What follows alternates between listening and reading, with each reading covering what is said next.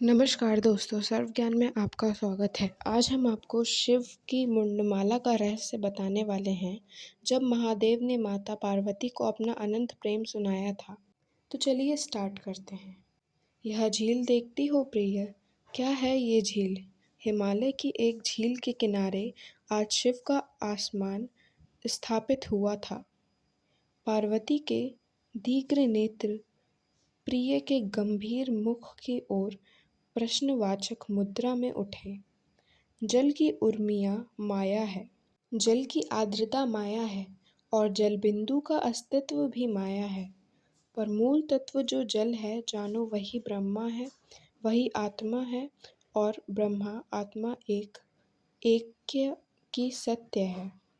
और जो सत्य है प्रिय, वही सत चित आनंद है, सच्चिदानंद है। शिव पार्वती को कथाएं कहते थे, कभी शास्त्र, कभी छंद, कभी संगीत, कभी वैदिक, कभी इतिहास, कभी भविष्य, कभी तंत्र, कभी योग। जब शिव कुछ कहते थे तो समय स्थिर हो जाता था। पता नहीं क्यों पार्वती को ऐसा क्यों लगता था कि जैसे ये सब कुछ सहस्त्रों बार शिव उनसे कह चुके हैं, लेकिन वो एक और बार सुनना चाहती थी। सहसा महादेव ने गले में की मुंडमाला को स्पर्श किया। पार्वती ने देखा कि यह स्पर्श कोई अनायास स्पर्श नहीं था। यह तो जैसे किसी विरही प्रेमी ने युगों बाद अपनी प्रेयसी के उष्ण गलों को छुआ था। उन्होंने देखा कि मुंड एक दो नहीं थे, वह अनायास ही गिनने लगी। मुंड पर 107 थे। पार्वती कौतूहल में डूब गईं। प्रभु, ये मुंड किसके हैं और आप इन्हें क्यों धारण किए हुए हैं? शिव कुछ न बोले और उनके संजीव नेत्र कुछ झुक गए। उन्होंने कोई उत्तर नहीं दिया। प्रभु, कृपया कर कर बताएं कि ये किसके मुंड हैं? पार्वती, यह न पूछो प्रिय। शिव की आंखों में अथाह दुख का सागर लहराया। देवी आश्चर्यचकित हो गईं। निर्विकार में विकार, साक्षात आनंद कंद प्रभु को ऐसा दुख। प्रभु कृपया बताइए, यदि दुख हो तो भी बताइए। संगिनी के साथ दुख का प्रसाद ना बांटेंगे तो सुख का भोग कैसे स्वाद लगेगा? शिव ने दीर्घ उच्छ्वास लिया। देवी, ऐसा कोई समय नहीं था जब मैं नहीं था, ऐसा भी कोई समय नहीं था जब तुम नहीं थी। हर कल्प में मैं तुम्हें ढूंढता हूँ और फिर तुम्हें पा जाता हूँ। शिव की आंखों क्षितिज की अनंत गहराई में डूब गईं। जब आकाश था तब तुम्हें प्राण रूप में पाया, जब शून्य था तब तुम्हें ऊर्जा रूप में मिली। जब मैं जगत हुआ तो तुम माया बनी।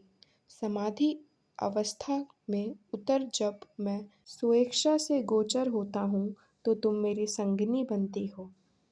अनंत कल्पों में यही क्रम चला आ रहा है। फिर एक दिन ऐसा आता है जब तुम विदा होने को होती हो, तब ये शिव शव सा हो जाता है और तुम्हारे विछोह के दुख में ब्रह्मांड और समय की धारा में डूब जाता है।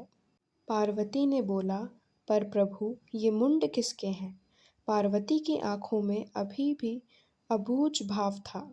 जब भी तुम विलग होती हो तो तुम्हारी माया स्वरूप देह की प्रतीक तुम्हारे स्थूल अस्तित्व का अवशेष तुम्हारा मुंड मैं धारण कर लेता हूँ। शिव की आंखें भर आईं। हे गौरी, हे सौम्या, ये सब मुंड तुम्हारे ही हैं और मैं विभुक्त होकर भी स्वेच्छा से तुम्हारे प्रेम में बुद्ध होकर इन्हें अपनी देह में लगा कर रखता आया हूँ। युगों युगों से पार्वती भगवान का प्रेम सुनकर भाव समाधि में चली गई। शक्ति अपने मूल रूप में आकर शिव में समा गई। फिर से एक और जन्म लेने के लिए शिव की आंखों में उष्ण अश्रु झलक पड़े और झील के जल में मिल गए।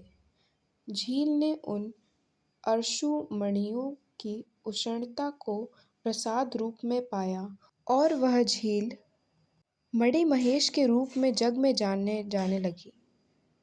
शिव पुनः समाधिधस्य हो गए। उनके मुंडमाला में अब 108 कपाल थे। निष्कर्ष यह कथा शिव और शक्ति के अनंत प्रेम मिलन और वियोग के चक्र में दर्शाती है। शिव जो स्वयं काल और महाकाल है, वे भी प्रेम के बंधन से मुक्त नहीं हुए। हर युग हर कल्प में शिव और शक्ति का मिलन और विछोह होता है और हर बार शिव पार्वती के अस्तित्व को अपनी स्मृति में संजोए रखते हैं। उनकी मुंडमाला इसी प्रेम का प्रतीक है। यह कहानी हमें यह सिखाती है कि सच्चा प्रेम समाधियों से परे होता है। वह केवल संग साथ तक सीमित नहीं बल्कि आत्मा की गहराइयों तक व्याप्त होता है।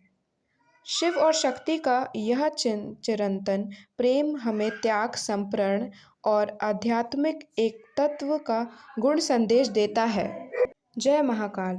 तो दोस्तों, आज हमने आपको शिव की मुंडमाला का रहस्य बताया। तो अगर आपको हमारा वीडियो पसंद आए तो इसे लाइक करें, मेरे चैनल को सब्सक्राइब करें और ज़्यादा से ज़्यादा शेयर करें। Thanks for watching.